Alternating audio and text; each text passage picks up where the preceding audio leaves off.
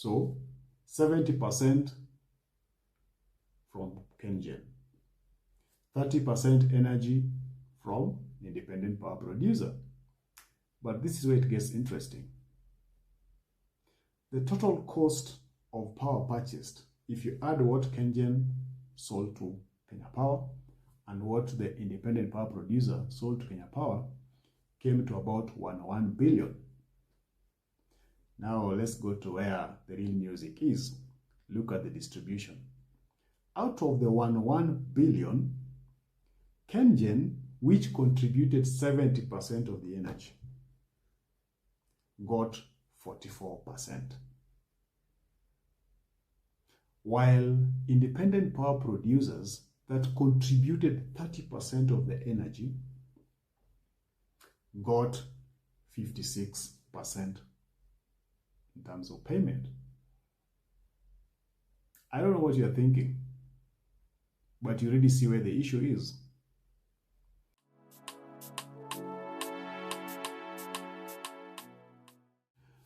Let's talk power. Welcome to this channel where we have been on a quest to try and understand or unveil or reveal what has been causing us the high electricity bills. So if you've been wondering why power is very expensive in this country, this is the right channel for you. Now, in the last 2 episodes, we've basically laid the foundation. We've explained how the electricity sector has evolved in Kenya, the various reforms, the various agencies that have been created, and the various mandates that have been given to those agencies. We've also explained the role of system losses, why power, for example, is being transported at high voltage. Why do we do that?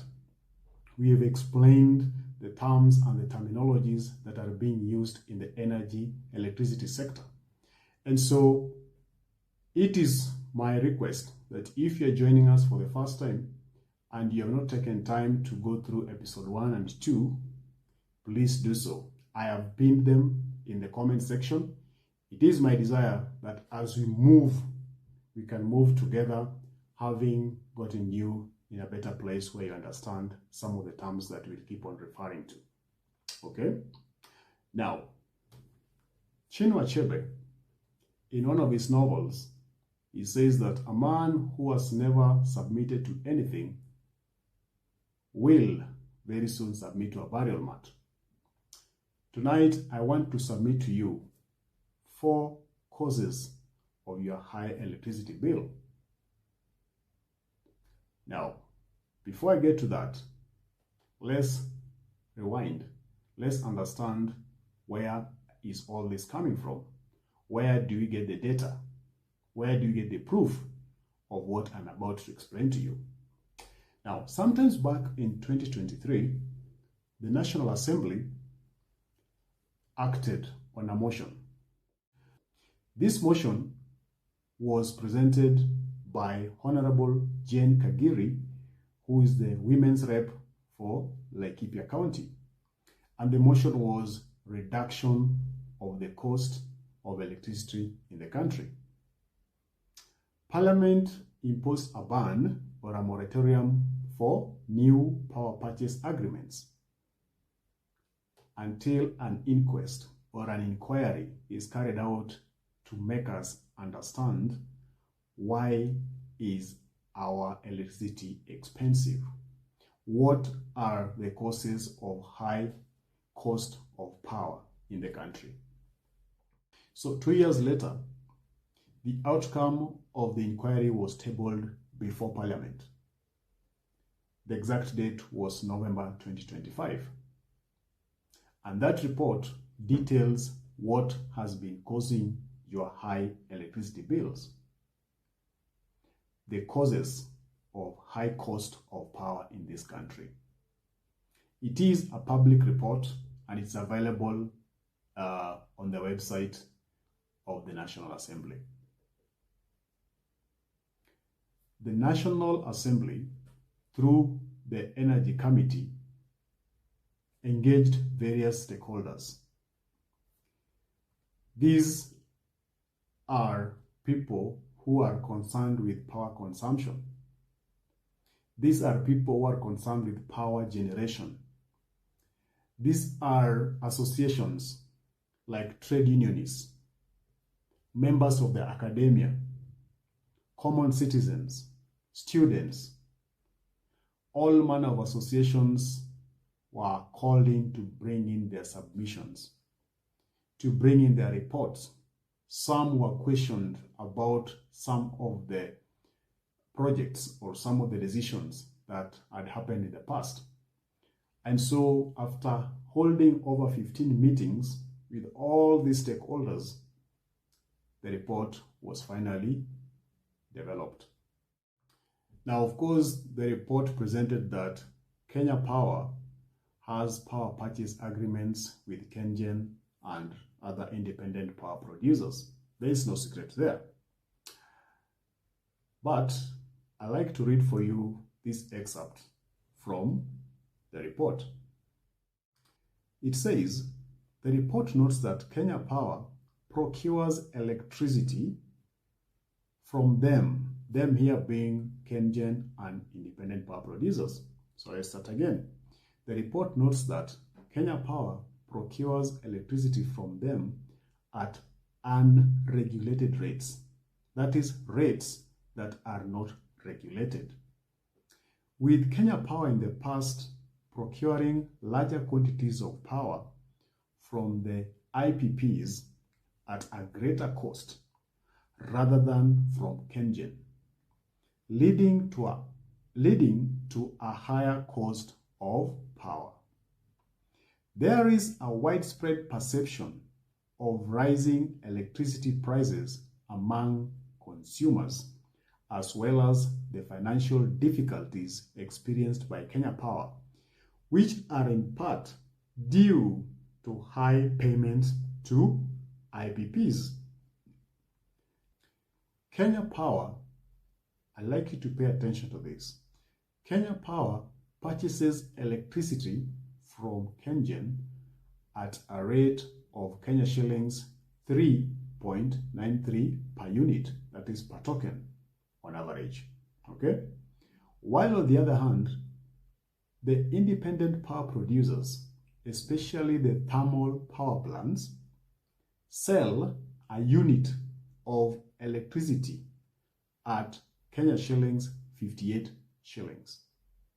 So KenGen on average sells 1 unit of power at 3.93 Kenya shillings to Kenya Power. But the report is reporting that independent power producers, especially those that are using thermal plants, are selling power to Kenya Power at Kenya shillings 58 shillings per unit. Let that sink in. Now, the inquiry that was being carried out by the National Assembly had terms of reference, and part of those terms of reference read that the Energy Committee had been given the mandate to establish the basis for variance in the rates charged by KenGen and the rate charged by the IPPs to Kenya Power, including details of unit charge by each IPP. Now, with that brief intro, I know you may already be thinking that you have an idea some of the things or factors that are causing you your high electricity bills. But let's get it from the report. The report says that the first cause of your high electricity bills is, and I read, Kenya Power has been procuring electricity from KenGen and IPPs at unregulated rates, rates that are not regulated, with Kenya Power in the past procuring larger quantities of power from IPPs at a greater cost than KenGen, leading to a high cost of power. Now, the report basically is saying that KenGen sells to Kenya Power 1 unit of power at an average rate of Kenya shillings 3.93. On the other hand, the independent power producers, especially the ones that are owning thermal power plants, they sell to Kenya Power 1 unit of power or energy at a cost of Kenya shillings 5.8. Now, that disparity has some weight. On your screen, we are showing power or energy purchased from KenGen versus the energy purchased from the independent power producers. This was during the year 2020, 2021, and during the years 2021 and 2022. Now, if we start with 2020, 2021, you can see that the total power that was purchased, or rather the total energy that was purchased, was 12,000 gigawatts. Out of that, KenGen contributed 8,433 gigawatts. Okay? That is 70% of the energy was supplied or given to us by KenGen. Independent power producers gave us 3,600 gigawatts. That contributes or translates to 30%. Okay? So 70% from KenGen, 30% energy from independent power producer. But this is where it gets interesting. The total cost of power purchased, if you add what KenGen sold to Kenya Power and what the independent power producer sold to Kenya Power, came to about 1 billion. Now let's go to where the real music is. Look at the distribution. Out of the 1 billion, KenGen, which contributed 70% of the energy, got 44%. While independent power producers that contributed 30% of the energy got 56% in terms of payment. I don't know what you're thinking, but you already see where the issue is. Him who is selling to you cheaply is getting less revenue. Him who is selling to you costly is getting more revenue. And the thing repeats itself in 2021 and 2022. Now, this is data that was supplied by the Office of the Auditor General. I don't know what you're thinking. I don't know what is going through your mind right now. But that is the reality of things. That is what the report is saying. So, because of these unregulated rates, where the person who is giving us more is actually being paid less, and the person who is giving us less is actually being given more, we are in this situation. It is more like that thing they talk about, the first shall be last and the last shall be first. I don't know what you think, but that is the first cause of your high electricity bills. Now, the second cause is something to do with capacity charge cost. The report notes that the capacity charge cost for independent power producers during the last 2 years that they carried out the inquiry, during the last 2 years, those costs were higher than the cost of energy purchased.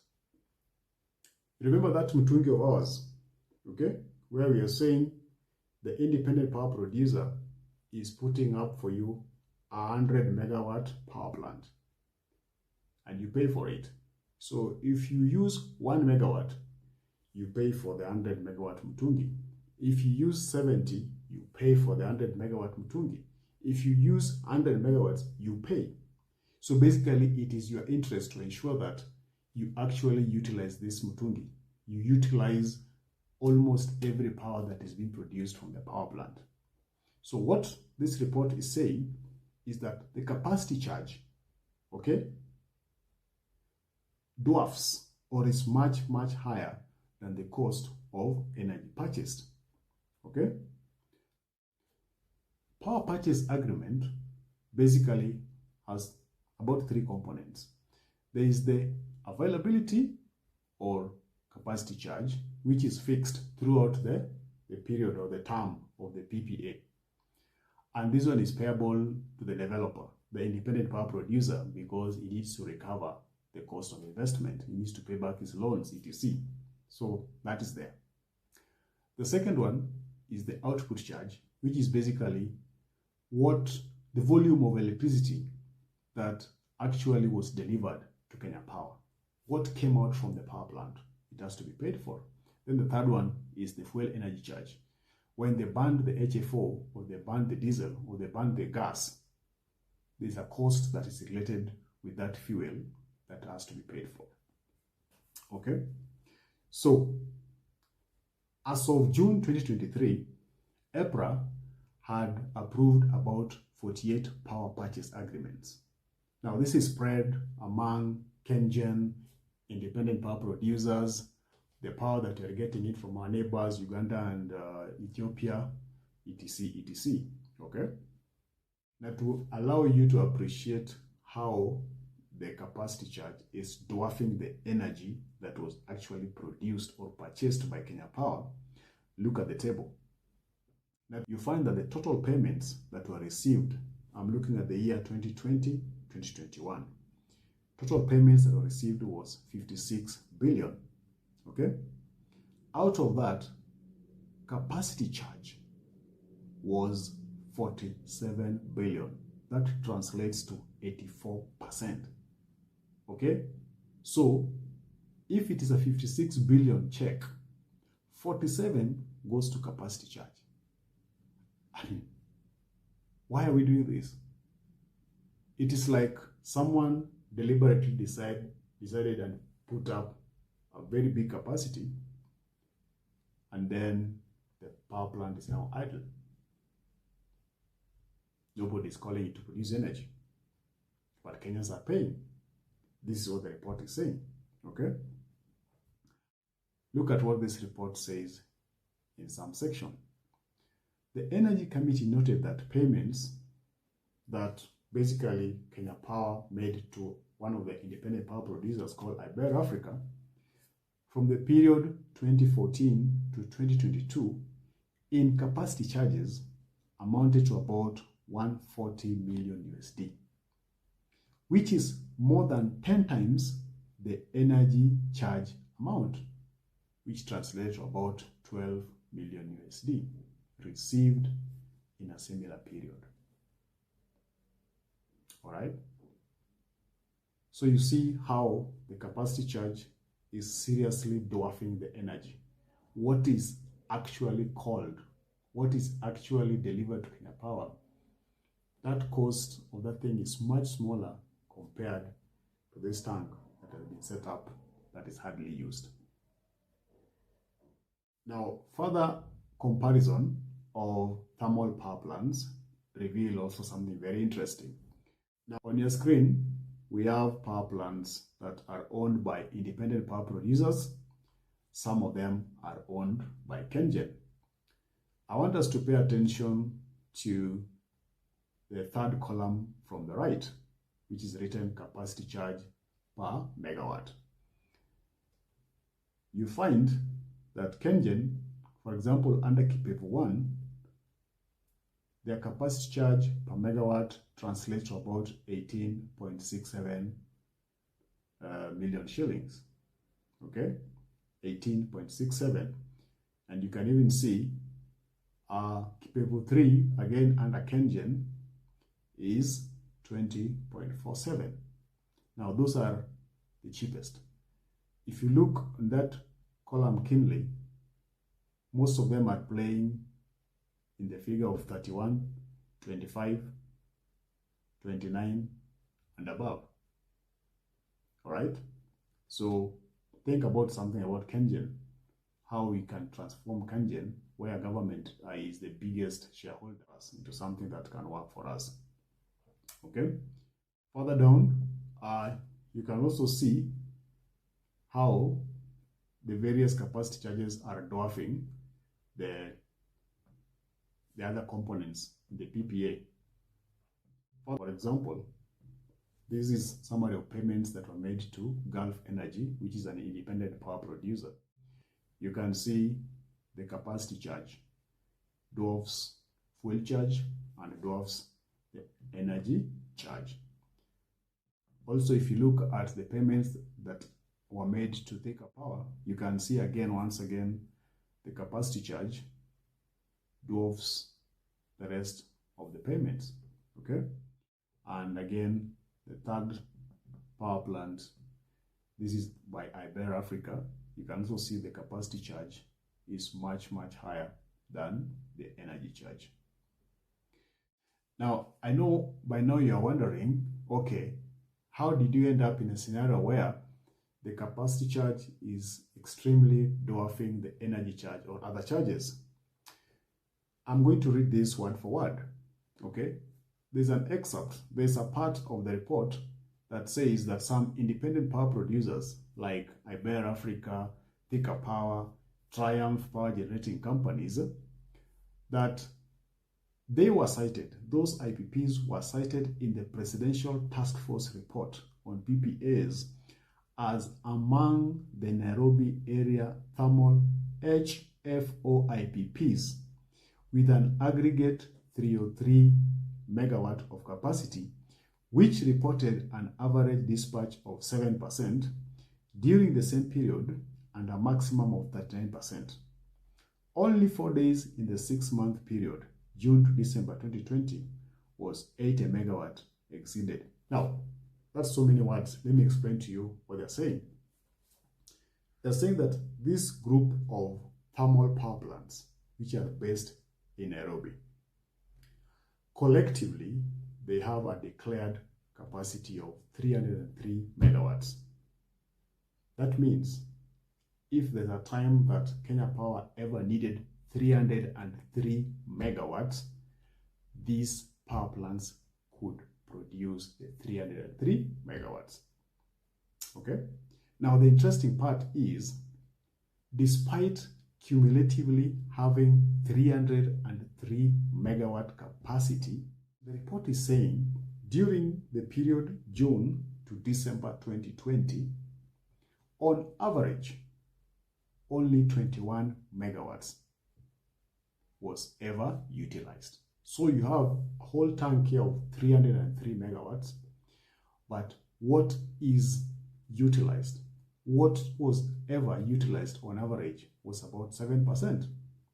And it noticed that the maximum, okay, the maximum during that period was 118 megawatts. That translates to around 39%. Okay? The report further says that during the 6-month period, it is only 4 days that 80 megawatt, okay,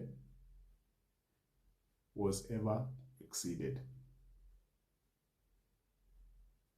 It is only 4 days. So I don't know what you're thinking, but I'm here wondering, okay, are we deliberately putting up oversized power plants that we don't need? Or what happened when these huge power plants were put in place? What was the plan? Was there a plan to grow consumption? Was there a plan to utilize this production?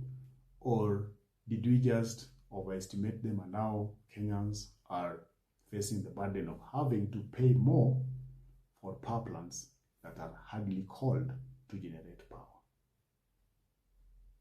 All right? But not all is lost. We'll find out how this can be cured. Now, the third reason which the report highlights as the cause of your high electricity bills is something to do with system losses. Remember, I explained system losses are broadly categorized into two. There's technical losses and commercial losses. Now, technical losses are losses that happen when, for example, you're transporting or transmitting power over long distances, but under low voltage. Instead of stepping up the voltage to high voltage, you, however, transmit or transport that power under low voltage. And so there's a section or a portion of power or energy that is being lost when, for example, you're using long radio lines at 33 kV, at 66, at 11 kV to distribute or transport power to places people need it. That constitutes technical loss. Okay? Then there's the commercial loss, which basically the bulk of it comes from power theft or power that is unaccounted for. You have people who are doing illegal connections. You have people who are bypassing energy meters. You have people who are tampering with meters. I don't know, they find ways of ensuring that the meter is forever reading slow. All that constitutes commercial losses. Now, technical and commercial losses put together brings us the system losses. According to Auditor General, in the year 2020 and 2021, system losses were about 23.98%. In the year 2021 and 2022, the system losses were 22.44%. The year 2022 and 23, they rose to 23%. Okay? Now, there's something interesting that the Kenya Association of Manufacturers, which was one of the stakeholders that gave their submissions during the 2-year inquiry. Kenya Association of Manufacturers submitted that if we are able to reduce the losses from the current about 23% to something about 14.5%, then customers, you and me, we are going to be able to save about 6 billion annually. Okay? It basically means, in other language, that right now, because we are not able to save the 6 billion, that 6 billion is somehow in our bills. Okay?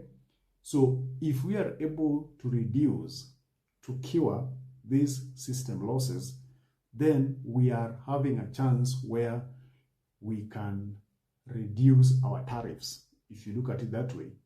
Perhaps maybe from the current average of 28 shillings per unit to maybe 26 or 25. So it is in the interest of everybody concerned to ensure that system losses are reduced. Okay? That way, we are able to enjoy some freedom that comes with that reduction. Now, the fourth cause of our high electricity bills has something to do with transmission lines that are yet to be done, or places that are being served by low voltage lines. Those places need to be replaced by high voltage lines so that we get to enjoy power being transmitted without so much being lost. For example, the report highlighted some transmission lines that KETRACO was supposed to finish. By the time this report was coming out, some of those lines KETRACO, and kudos to that, have actually finished them. For example, the report indicated that Sondu Homa Bay Ndhiwa transmission line was supposed to be complete, and KETRACO has done so.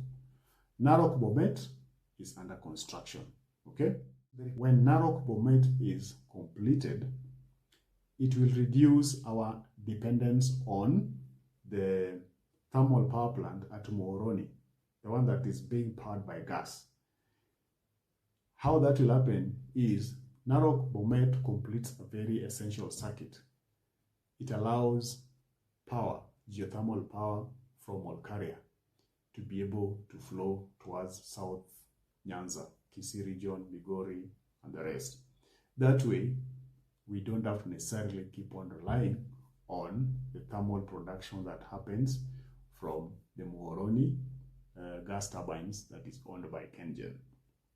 Now, another line that has been highlighted as very essential to help us solve these issues of high cost of electricity is Rabai Kilifi line, which is under development by KETRACO. Mariakani substation was also mentioned, but again, thanks to KETRACO's efforts, the substation has been commissioned. Recently, it was commissioned. And then we have Tarkwel Ortum Kitale line. Again, that line was also commissioned and is in operation. That will enable power that is being generated from Tarkwel, the hydro generation at Tarkwel, to at least have alternative ways of getting to the source. Once it gets to the source, power can go to Western Kenya, Nairobi, etc., etc. And then also Ethiopia Kenya was also mentioned in that report that was essential to be completed, and by good measure, KETRACO has done so. So tonight, we have talked about the 4 causes of your high electricity bills. Those are not the only causes. In subsequent episodes, we are also going to explain the many other factors or causes of your high electricity bills. Personally, I have no real problem with capacity charge. My problem has always been with why are we putting a 100 megawatt power plant, for example, then at the usage stage, only 20 or 10 or 5 megawatts is ever used. We understand that the capacity charge is part of the money, but actually the bulk of the money that the independent power producer is using to pay back the loans for putting up the plant. But can we find a sweet spot where we do not over-install, and so we do not have to overcharge the customers? We find that sweet spot where there's a win-win situation.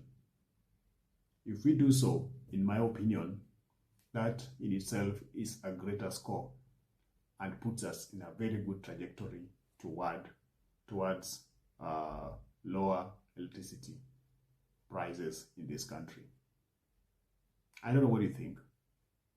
Please let me know how we can deal with the issue of capacity charge and with the issue of KPLC having been in a position to purchase energy at unregulated rates. Until next time, my friend, it is my prayer that you be safe